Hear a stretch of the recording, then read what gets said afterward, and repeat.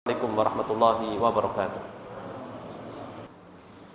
Bapak dan Ibu, saudara dan saudari, adik-adik jamaah, demikian juga kaum muslimin dimanapun berada, yang semoga senantiasa mendapatkan limpahan rahmat dari Allah Tabaraka wa Ta'ala. Tentunya marilah kita untuk senantiasa bersyukur kepada Allah Jalla wa'ala atas segala limpahan nikmat yang Allah berikan kepada kita semuanya, berupa nikmat iman, nikmat Islam, nikmat kesehatan, dan nikmat kesempatan, demikian juga nikmat-nikmat yang lainnya. Pada malam hari ini kita berada di penghujung bulan Sya'ban pada tahun ini, yang mana berapa hari lagi kita insya Allah memasuki bulan suci Ramadan. Ini merupakan suatu karunia yang begitu besar yang tidak diberikan oleh Allah Subhanahu wa Ta'ala, melainkan orang-orang yang Allah kehendaki. Tidak semua orang mendapatkan nikmat ini, maka hendaknya kita bersyukur kepada Allah Subhanahu wa Ta'ala. Dan ketika kita benar-benar Allah takdirkan berjumpa dengan bulan Ramadan, kita bersyukur kepada Allah Subhanahu wa Ta'ala.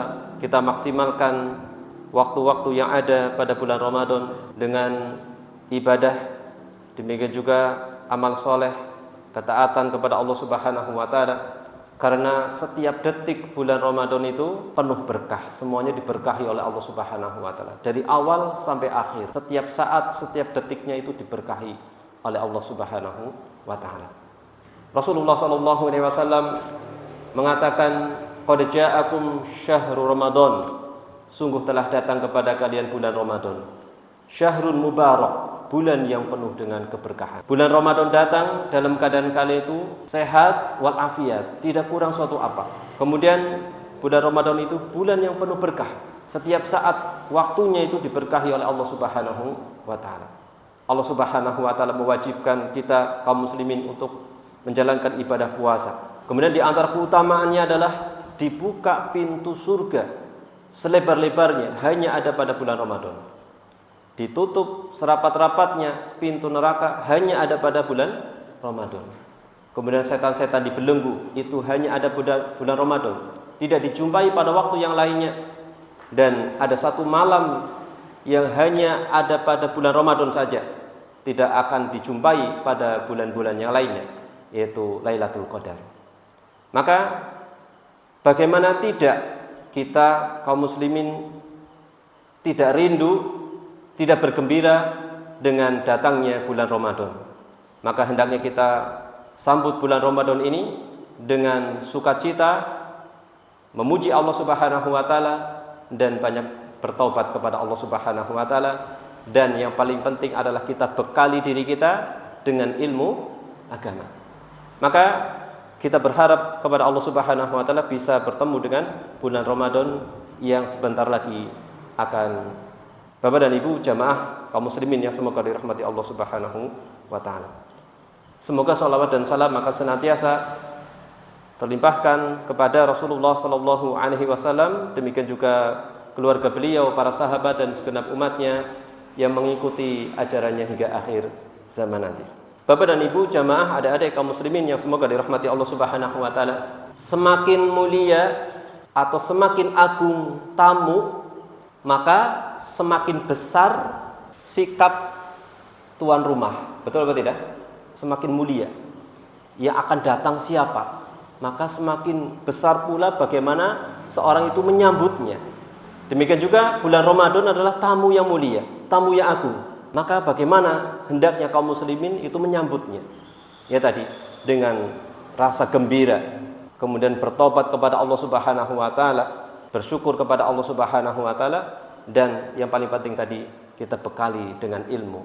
Karena hendaknya setiap ucapan dan amal ibadah kita harus didasari atas. Bapak dan Ibu jamaah yang semoga dirahmati Allah Subhanahu wa Ta'ala, tema kali ini yaitu atau kajian tafsir pada kesempatan malam hari ini adalah berjudul Agar Kamu Bertakwa.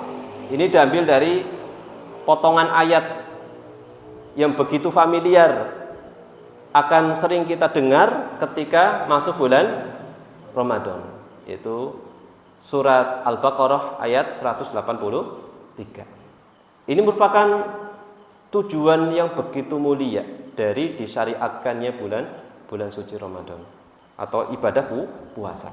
Kita masih dengan kitab Tafsir Aisarut Tafasir li Kalamil Aliyil Kabir, tetapi kita baca ayat tersebut ya. Surat Al-Baqarah ayat 183 dan 184. Ini disebut dengan ayat puasa ya, ayatus siyam, yaitu ayat-ayat berkaitan dengan disyariatkannya puasa.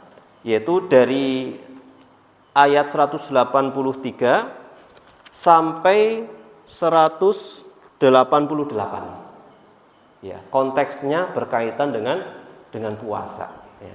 Tetapi tentunya tidak mungkin kita baca semua. Kita insya Allah baca tafsirnya, yaitu ayat 183 dan 184. Allah Subhanahu wa taala berfirman, A'udzubillahi minasyaitonirrajim. Ya ayyuhalladzina amanu kutiba alaikumusiyam kama kutiba alal ladzina min qablikum la'allakum tattaqun. Ayyaman ma'dudat. Faman kana minkum maridun aw ala safarin fa'iddatun min ayyamin ukhar wa 'alal ladzina yutiqunahu fidyatun ta'amu miskin faman tatawwa'a khairan fahuwa khairul lah wa an tasumu khairul lakum in kuntum ta'lamun. Yang artinya, wahai orang-orang yang beriman. Ini menunjukkan apa? Yang dipanggil itu adalah orang yang beriman. Kata sahabat Abdullah bin Mas'ud radhiyallahu anhu, apabila kamu mendengar Allah itu berfirman, ya ayyuhalladzina amanu, wahai orang-orang yang beriman, maka pasang baik-baik telingamu. Maksudnya apa? Dengarkan dengan baik ayat yang akan disampaikan Allah ketika diawali ya ayyuhalladzina amanu. Kenapa? Karena bisa jadi akan ada kebaikan yang diperintahkan ataupun keburukan yang dilarang oleh Allah Subhanahu wa taala. Dan ini banyak ayatnya. Bahkan sebelum ayat ini pun ada yang diawali dengan ya ayyuhalladzina amanu. Yaitu di beberapa ayat sebelumnya, ya ayyuhalladzina amanu kutiba alaikumul qisas fil qatla. Sama, kutiba alaikumul qisas. Kalau ini kutiba alaikumus siyam. Wahai orang-orang yang beriman, diwajibkan kepada kalian puasa sebagaimana diwajibkan kepada orang-orang sebelum kalian. La'allakum tattaqun, agar kalian itu menjadi orang yang bertakwa. Ya. Kemudian di ayat yang 183-nya 184 artinya yaitu dalam beberapa hari yang tertentu. Jadi puasa yang diwajibkan itu beberapa hari yang tertentu. Tetapi sebenarnya itu adalah satu bulan, tetapi digunakan dengan kata hari. Ya. Digunakan dengan kata hari, beberapa hari tertentu. Ya. Maka barang siapa di antara kamu ada yang sakit atau dalam perjalanan, lalu ia berbuka, maka wajiblah baginya berpuasa sebanyak hari yang ditinggalkan itu pada hari-hari yang lain. Ya. Pada hari-hari yang lain. Dan wajib bagi orang-orang yang berat menjalankannya, jika mereka tidak berpuasa, membayar fidyah, yaitu memberi makan seorang miskin. Barang siapa yang dengan kerelaan hati mengerjakan kebajikan, maka itulah yang lebih baik baginya, dan berpuasa lebih baik bagimu jika kamu mengetahui. Ini terjemahan dari ayat 183, 184. Lalu apa kata penulis kitab tafsir ini, yaitu Syekh Abu Bakar bin Jabir Al-Jazairi rahimahullah ta'ala, yang beliau rangkum dari 4 kitab tafsir sebelumnya. Ya. Dulu sudah kita sampaikan di sini. Kata beliau, penjelasan kata kutiba. Nah, kutiba itu secara asal kata itu, kataba itu mencatat, kutiba jadi dicatat. Kalau terjemahan secara letterlek ya, wahai orang-orang yang beriman, telah dicatat. Telah dicatat bagi kalian. Maksudnya adalah furido wa uthbita, yaitu diwajibkan. Kutiba maksudnya adalah furido, diwajibkan, wa uthbita, dan ditetapkan. Telah ditetapkan, telah diwajibkan, seperti itu. Atau telah diperintahkan. Asyam, yaitu puasa. Lughatan, puasa secara bahasa adalah al-imsak. Apa? Al-imsak. Jadi kalau pagi-pagi itu imsak, itu adalah puasa gitu maksudnya, ya. Secara bahasa puasa adalah imsak, menahan. Imsak itu menahan. Menahan apa? Wal muradu bihi, yang dimaksud dengan menahan di sini adalah al-imtina'u 'anil akli wasyurbi wa ghasyayanin nisa'i min tulu'il fajri ila ghurubis syamsi, yaitu menahan diri dari makan dan minum, demikian juga segala yang membatalkan, yaitu termasuk juga berhubungan suami istri di siang harinya, dari terbit fajar hingga tenggelamnya matahari. Ya, ini perlu diperhatikan bahwasanya aslinya patokannya ini. Jadi adanya jam dan seterusnya itu alat bantu, pendekatan saja. Tetapi aslinya yaitu terbitnya fajar dan tenggelamnya matahari, sampai tenggelamnya matahari. Ya. Jadi alhamdulillah kita dimudahkan dengan segala macam teknologi itu, jadi dimudahkan untuk pendekatan itu ya. Kalau benar-benar kita disuruh melihat langsung sulit sekali ya kan. Alhamdulillah kita sudah ada teknologi yang membantu seperti itu. Ayyam ma'dudah. Ini definisi ini kurang lengkap nih Bapak Ibu ya. Definisi ini kurang lengkap. Kurang ya. Kalau sampai sini ini belum ibadah. Kalau orang itu tidak makan, tidak minum, tidak mencampuri istrinya atau berhubungan suami istri dari terbit fajar hingga tenggelamnya matahari, cuma sampai situ, nanti ada orang yang melakukan seperti itu tapi bukan puasa, mungkin karena tidak ada makan atau tidak minum atau tidak ada istri misalnya, itu bukan puasa. Tetapi harus apa? Biniyati imtitsali amrillah, harus ada niat melaksanakan perintah Allah. Makanya pentingnya kita beragama itu mengetahui dalilnya. Sholat paling tidak tahu dalilnya, pernah mendengar ya. Wa aqimus sholah, kayak gitu. Oh, ada perintahnya dari Allah. Jadi ketika kita sholat, kita menjalankannya karena kita menyadari ini adalah perintah Allah. Demikian juga puasa, ini dengan niat menaati perintah Allah. Dalilnya apa? Ya ayat ini yang sedang kita baca. Ya ayyuhalladzina amanu kutiba alaikumusiyam. Ya, bihi au biniyati taqarrub ilaihi, atau berniat untuk mendekatkan diri kepada Allah. Ya, ini. Jadi dari sini begitu tingginya kedudukan niat di dalam agama kita. Niat itu Bapak Ibu bisa membedakan satu ibadah dengan ibadah yang lain. Dengan niat akan membedakan antara yang ibadah dan yang bukan ibadah. Contoh yang pertama, membedakan yang ibadah sama ibadah yang lain. Contoh, ada dua orang di Masjid Baitul Jannah jam 7 pagi. Sama-sama sholat 2 rakaat. Kira-kira bisa sama sholatnya atau apa? Atau beda? Bisa sama, bisa beda. Ya. Bedanya bisa ketika yang satu ternyata sholat duha, yang satu ternyata sholat subuh karena mungkin dia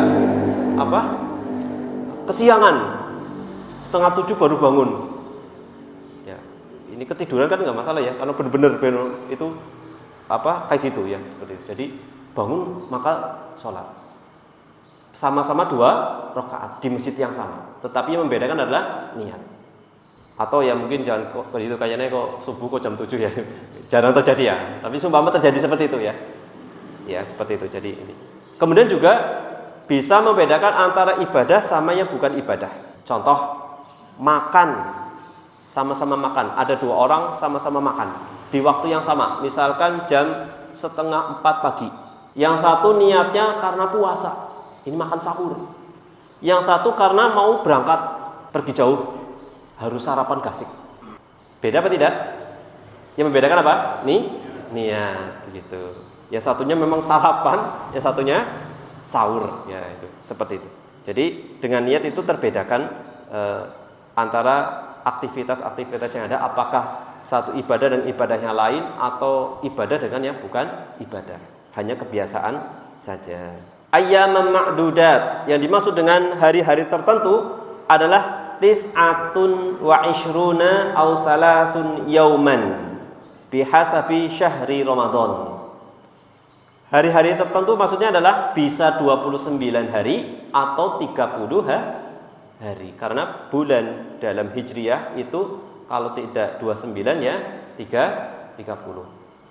Ya, ini. Tidak ada kepastian harus 30 atau harus 29. Berbeda dengan yang hitungan Masehi, ya kan? Kan berapa itu? 30 31 gitu ya. 30, betul ya? 30 31 ada Februari yang bisa 29 28. Nah, itu. Tetapi kalau Hijriah itu kalau enggak 29 ya 30. Karena patokannya apa? Disebutkan di ayat-ayat yang setelahnya itu disebutkan di ayat 185. Di sini sebutkan sebentar. Faman syahida minkum syahra. Siapa saja yang menyaksikan atau melihat telah hilal, telah muncul hilal, maka falyasum, maka hendaknya berpuasa. Jadi pergantian bulan dalam Hijrah itu dilihat dari hilal. Ya. Demikian juga di ayat-ayat yang berikutnya ya.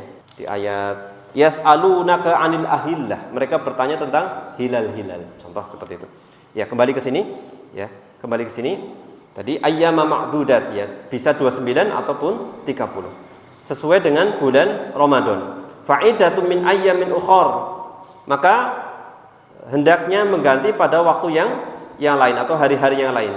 Fa'alaman aftara, yaitu wajib bagi orang yang memiliki kewajiban berpuasa li udril marodi, tetapi dia mendapatkan udur karena sakit atau safar, fa'alaihi siyamu ayyamin ukhar, maka wajib baginya untuk menggantinya pada hari-hari yang lain bi adadil ayyamilati aftara fiha.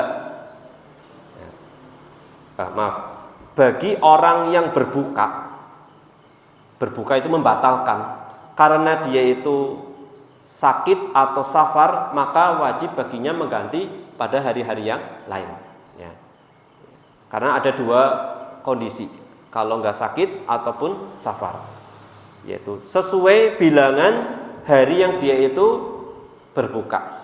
Aftar itu berbuka, maksudnya tidak puasa ya, misalkan 3 hari maka nanti diganti ya. Nah ini memang para ulama berbeda pendapat, yang lebih afdol itu apakah langsung atau tidak ya, itu seperti itu wallahu alam ya. Jadi maka di situ ketika nanti ada puasa sunah Syawal, apakah mengganti dulu atau ini? Nah, ini memang berbeda pendapat di antara para ulama. Wallahu a'lam. Yutikunahu ayyatahammalunahu bimasyaqqah, yaitu dia mengerjakannya dengan berat, ya, dengan masyaqqah, dengan beban. Likibrisinin aw maradin la yurja bara'uhu, yang bisa jadi karena dia itu sudah sangat tua atau karena sakit yang sakitnya itu tidak diharapkan sembuh. Ya, yutikunahu. Fidyatun ta'am miskin, maka kewajibannya adalah memberi fidyah, memberi makan orang miskin. Fal wajibu 'ala man aftara li udri mimma dzukir, wajib bagi orang yang tidak berpuasa karena udur sebagaimana yang disebutkan, yaitu karena sudah sangat tua, sudah tidak sanggup berpuasa, atau sakit yang tidak diharapkan sembuh.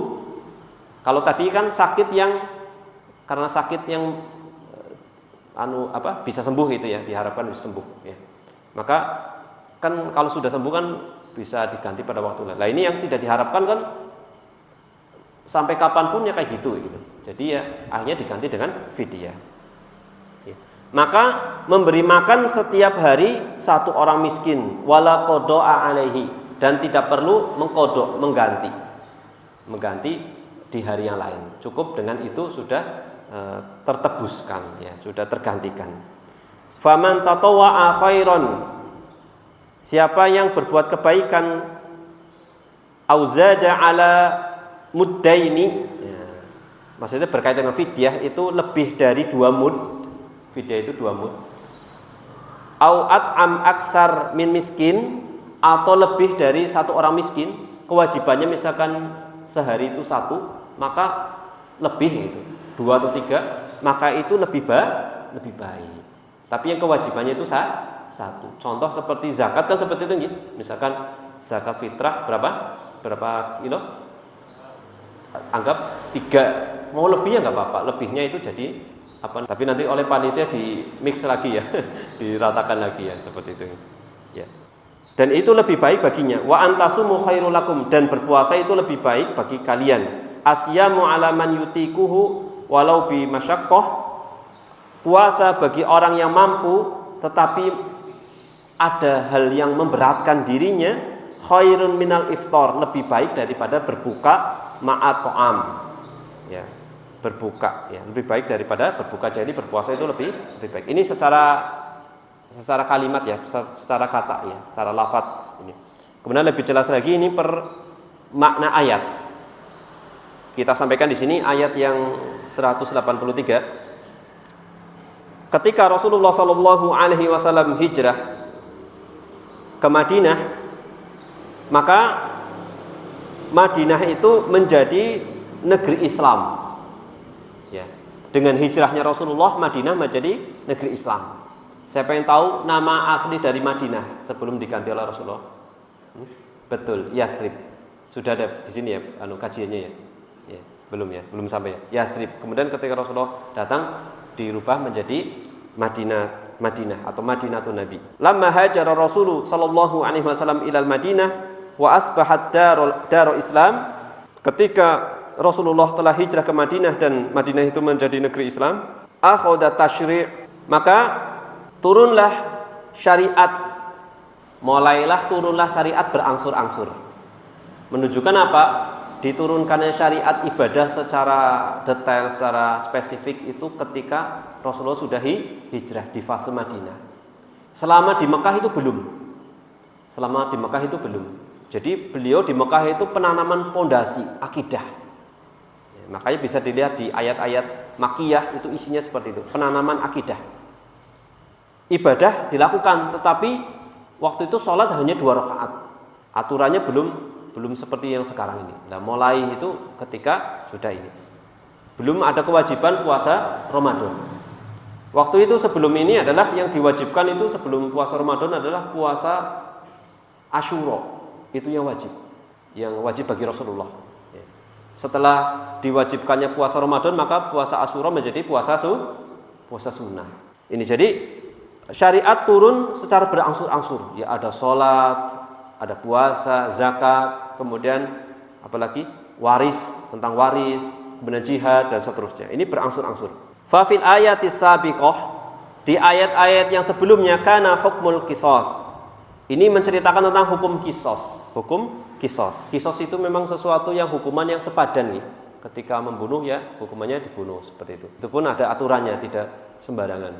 Kemudian ketika mencuri yaitu potong tangan, itu pun ada aturannya, kapan yang bisa dipotong dan seterusnya. Nah, ini wal wasiyah, demikian juga syariat berkaitan dengan wasiat. Ini turunnya ketika di Madinah. Wa muraqabatillahi fi dzalika, dan merasa diawasi oleh Allah Subhanahu wa taala. Wa kana min a'dhami ma yakunu fil mu'min min malakati taqwa, dan di antara perkara yang besar pada diri seorang yang beriman yang bisa menyebabkan dia itu memiliki ketakwaan, itu adalah asyam, adalah puasa. Jadi ada amalan yang agung yang menyebabkan sangat memudahkan orang itu menjadi orang yang bertakwa, adalah puasa. Bagaimana tidak Bapak Ibu? Ya, bagaimana tidak? Ya. Puasa itu kan meninggalkan apa tadi? Makan, minum, dan perkara-perkara yang membatalkan, padahal itu halal apa haram secara asal? Halal. Ya, makan halal, minum halal. Demikian juga istri yang sah halal. Tetapi itu semua ditinggalkan karena Allah di siang harinya. Maka ketika yang halal saja bisa ditinggalkan, seharusnya yang haram bisa ditinggalkan. Makanya di ayat 188 Allah Subhanahu wa taala berfirman, perhatikan ini faedah yang begitu luar biasa di ayat 188. Wala ta'kulu amwalakum bainakum bil batil wa tudlu biha ilal hukam litakulu fariqam min amwalin nas bil itsmi wa antum ta'lamun. Janganlah kalian itu mengambil harta antara kalian dengan cara yang batil. Ini kan larangan dari mencari harta dengan cara yang haram. Ini ayat ini juga masih konteksnya berkaitan dengan puasa. Seperti itu. Menunjukkan apa? Hendaknya orang yang bisa meninggalkan sesuatu yang halal karena puasa tersebut bisa juga meninggalkan sesuatu yang haram. Dan puasa ini kan bisa menghalangi atau mempersempit jalannya setan. Karena setan itu apa? Masuk melalui aliran darah. Dengan puasa setan itu kesulitan untuk ini. Nah, gitu. Kemudian puasa juga apa? Di dalam banyak ayat disebutkan ketika ada orang yang mencela dirimu atau memusuhi dirimu, katakanlah inni shaim, aku sedang puasa. Maksudnya apa? Aja sikilah, geluteh, aku lagi puasa. Ini kan seperti sedang mengulur seorang itu tidak berbuat yang tidak bagus.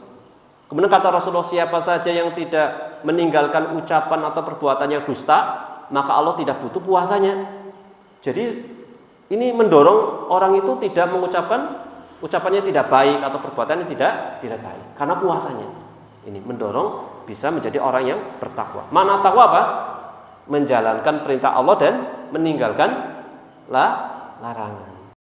Dan sebenarnya puasa Ramadan itu adalah madrasah atau waktu untuk menggembleng manusia supaya apa? Bisa menjadi orang yang bertakwa 11 bulan setelahnya. Semacam di-upgrade ya, semacam di-upgrade keimanannya supaya nanti ketika 11 bulan berikutnya itu bisa tetap mempertahankan amal soleh dan seluruh ibadah yang seperti itu. Ya, ini. Jadi ini faktor paling besar menyebabkan orang bertakwa adalah puasa.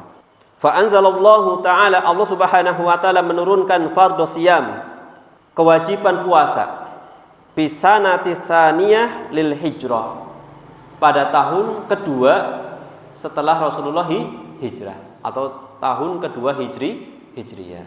Ini diwajibkannya puasa Ramadan. Fanadahum bi unwanil iman.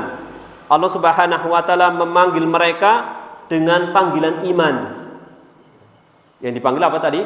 Ya ayyuhalladzina amanu, orang-orang yang beriman. Jadi maka hendaknya kita puasa itu karena dorongan iman dan mengharapkan pahala. Kata Nabi Muhammad SAW, man shoma ramadhana imanan wa ihtisaba ghufira lahu ma taqaddama min dzambi.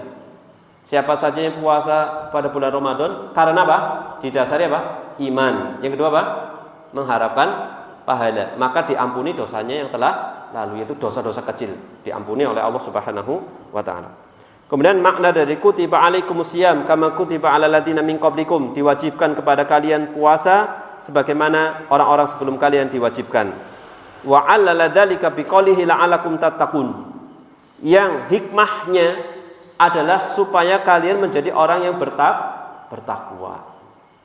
Bapak dan Ibu jamaah yang semoga dirahmati Allah Subhanahu wa taala. Jadi puasa ini memang ibadah yang lain juga beban. Tetapi ini ringan dibandingkan dengan apa yang dibebankan kepada umat terdahulu. Umat terdahulu. Maka puasa ini melatih manusia itu menjadi orang yang sabar. Makanya Rasulullah pernah mengatakan siyamu syahri sabri, puasa pada bulan kesabaran. Maksudnya puasa Ramadan. Wa thalath ayyam min kulli syahrin, ditambah 3 hari setiap bulan. Siyamud dahri, ini sama dengan puasa 1 bulan 1 tahun penuh. Kenapa bisa Bapak Ibu? Bisa kok puasa Ramadan 1 bulan ditambah setiap bulan itu 3 hari, itu sepadan dengan 1 tahun penuh. Kenapa? Karena amalan itu dilipatkan minimal berapa? 10. 10 kali 30 berapa? 300 nih. Masya Allah. Nah, kita lanjutkan lagi. Jadi disebutkan oleh Rasulullah, puasa itu seperti kesabaran, ya, setara dengan kesabaran. Karena puasa kata Rasulullah SAW, setiap amalan hamba manusia itu dilipatkan menjadi berapa? 10 sampai 700. Kata Allah, kecuali puasa. Maksudnya puasa apa? Dilipatkan tiada hitungan, ya, tanpa batas. Dalam sebuah ayat disebutkan surat Az-Zumar ayat 10 atau ayat 15 ya. Ayat 10 kalau tidak salah. Itu apa? Innama yuwaffas sabiruna ajrahum bighairi hisab. Allah menyempurnakan pahala orang yang sabar tanpa batas. Jadi ada dua amalan yang pahalanya itu tidak batas, yaitu puasa dan sabar. Dan ini mirip, bahkan Rasulullah menyebut puasa Ramadan dengan bulan Ramadan itu dengan bulan kesabaran, dan kita diperintahkan untuk berpuasa pada bulan tersebut. Nah, kembali ke sini. Jadi supaya kalian menjadi bertakwa, liyu'iddakum bihi litaqwa, supaya Allah menganggap kalian menjadi orang yang bertakwa, alatihiya imtithalul awamiri wajtinabun nawahi, yang mana makna takwa adalah menaati perintah-perintah dan menjauhi larangan-larangan. Walima fisyami min muraqabatillahi ta'ala, karena di dalam ibadah puasa terdapat rasa diawasi oleh Allah Subhanahu wa ta'ala. Ya, coba sih orang yang siang hari, kan yang tahu dia sedang puasa atau tidak kan dirinya sama Allah Subhanahu wa ta'ala, ya kan? Ya. Coba kalau orang yang memang belum, keimanannya belum ini ya, lagi wudhu, mumpung ini nggak ada yang tahu, minum gitu ya. Kan nggak ada yang tahu, hanya Allah Subhanahu wa ta'ala yang mengetahui. Ini. Kalau sholat kan jelas ada gerakannya ya. Kalau puasa kan nggak ada gerakannya.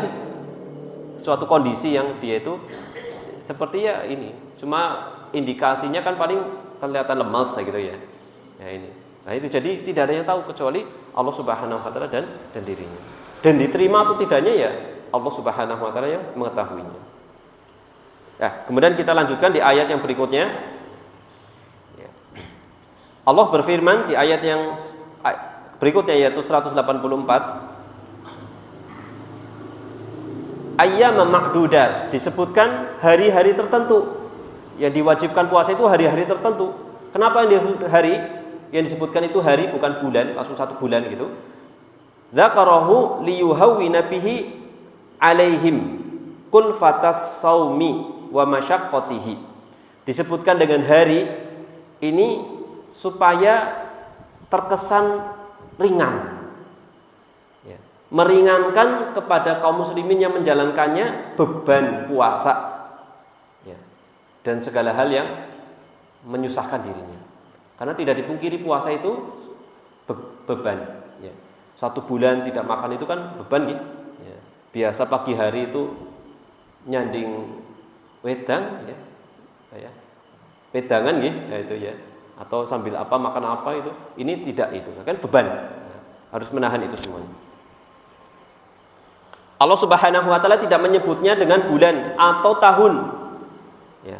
Ditambah lagi ada keringanan bagi orang yang sakit, demikian juga orang yang safar. Boleh berbuka dan menggantinya pada waktu ketika nanti sehat atau setelah dia itu pulang dari safar. Barang siapa di antara kalian yang sakit atau sedang dalam keadaan safar, maka diganti pada hari-hari yang lain. Diganti hari yang lain. Sesuai dengan bilangan dia itu sakit atau safarnya. Ya.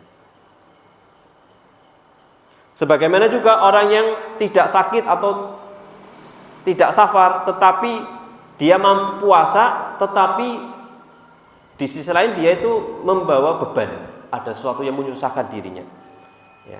Atau mungkin karena pekerja dan seterusnya, maka boleh juga dia itu berbuka dan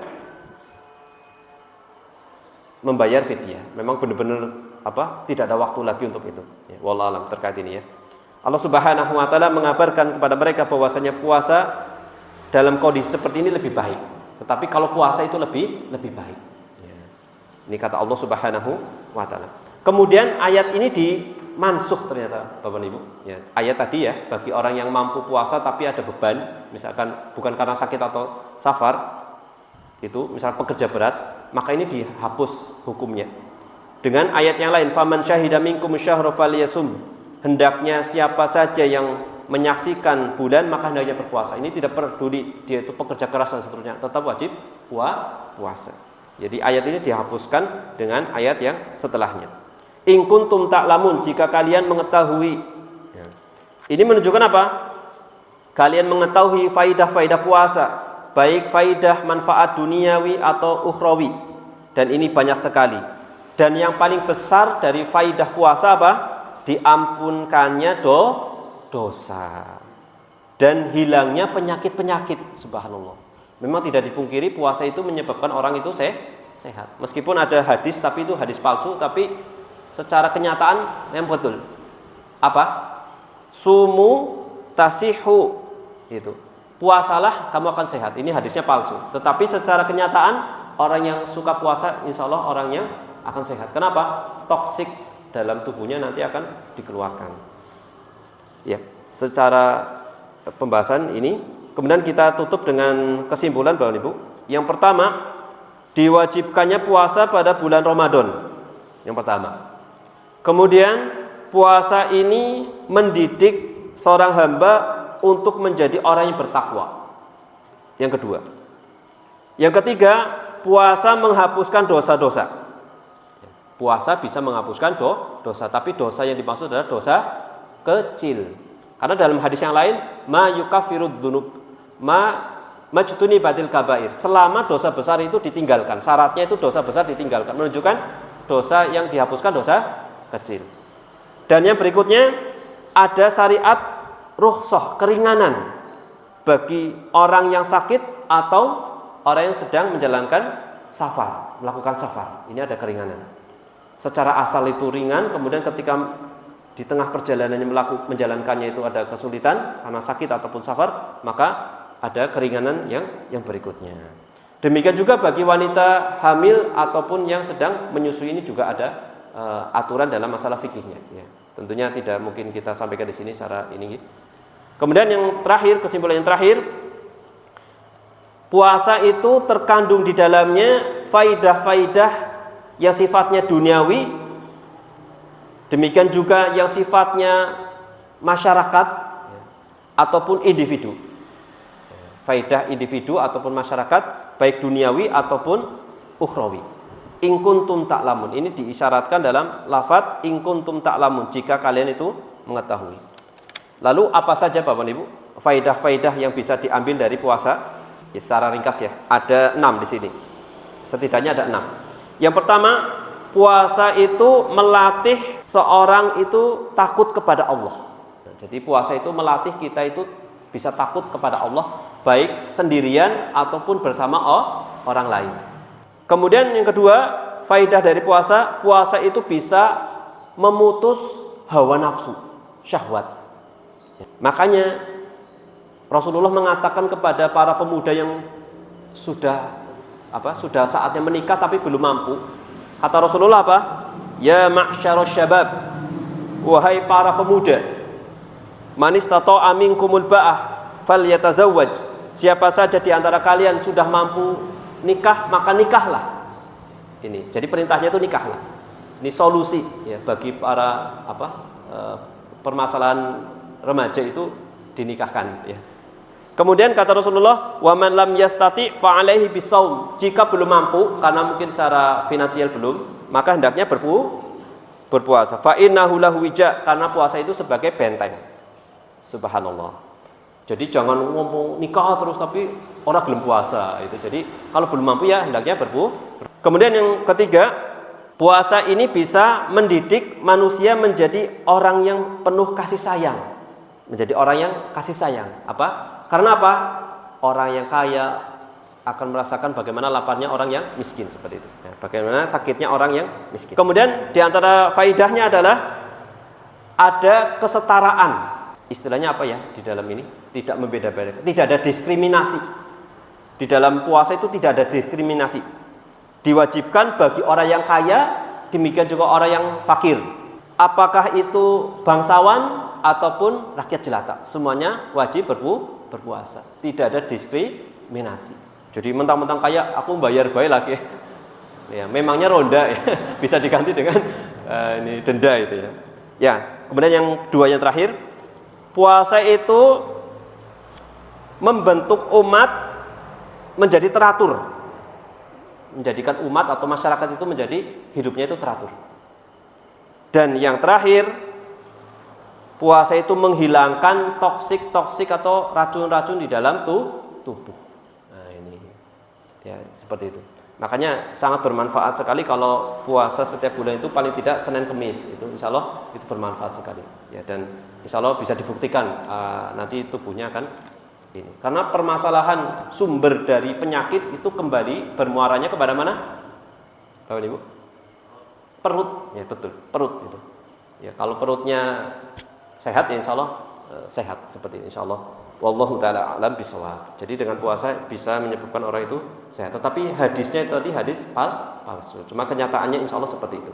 Ya, didukung dengan.